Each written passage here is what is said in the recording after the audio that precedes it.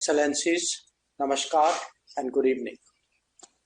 It is my privilege to represent Prime Minister Narendra Modi at this virtual meeting of BRICS leaders. I convey his warm greetings to all of you. The state of the world today, Excellencies, is a cause for genuine concern. The last few years have witnessed the devastating impact of the COVID pandemic, major conflicts in Ukraine and the Middle East, West Asia, volatility in trade and investment flows, extreme climate events, and a discernible slowing down of the SDG agenda. In the face of these challenges, the multilateral system appears to be failing the world. That so many serious stresses are being left unaddressed is understandably having consequences for the global order itself. It is this cumulative concern that BRICS is now discussing. Excellencies, the members of BRICS represent a broad diversity of societies who are nevertheless deeply affected by these developments. Even in the past, our endeavor has been to find common ground between our respective national policies and to act on that basis. Today, the focus is on stabilizing the international economy and the world order. But it is equally essential that we turn our attention to ongoing conflicts, not least because they have direct developmental and supply chain implications. Furthermore, as we head towards the next UN General Assembly session, an exchange of views on reforming multilateralism would be appropriate.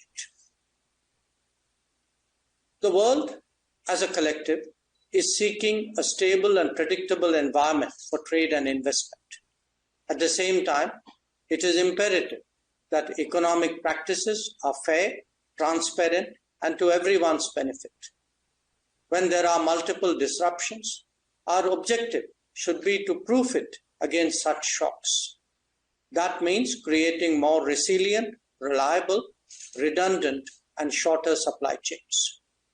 Not just that, it is also essential that we democratize manufacturing and production and encourage their growth in different geographies.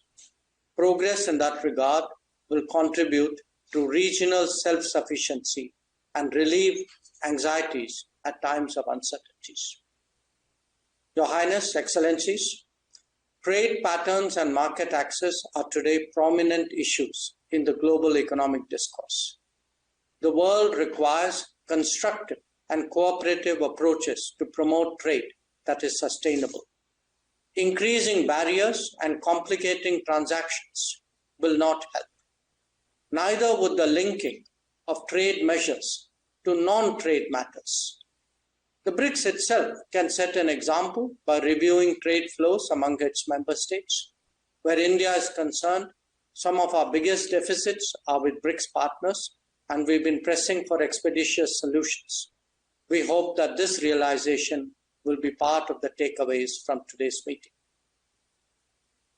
The international trading system is based on the foundational principles of open, fair, transparent, non-discriminatory, inclusive, equitable, and a rules-based approach with special and differential treatment for developing countries. India strongly believes that this should be protected and nurtured.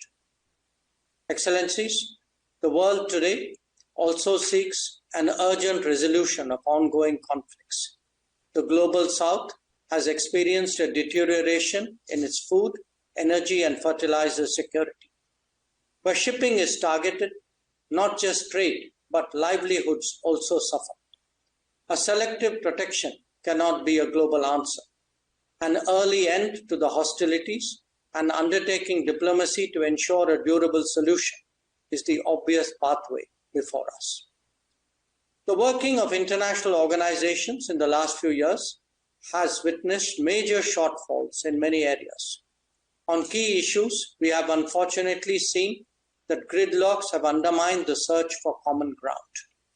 These experiences have only made the case for reformed multilateralism generally and that of the United Nations and its Security Council specifically more urgent. The BRICS have taken a positive view of this need for reform, and we expect that it would collectively become a strong voice for much awaited change. Excellencies, even as the world grapples with policy changes, we must not lose sight of bigger concerns, especially climate change. Sadly, both climate action and climate justice are currently slipping in global priorities. We need new thinking and initiatives as well. I commend the International Solar Alliance, the Coalition for Disaster Resilient Infrastructure, and the Global Biofuels Alliance for your consideration. In conclusion, let me again thank President Lula da Silva for convening us today and for the opportunity to present India's views and positions. I thank you.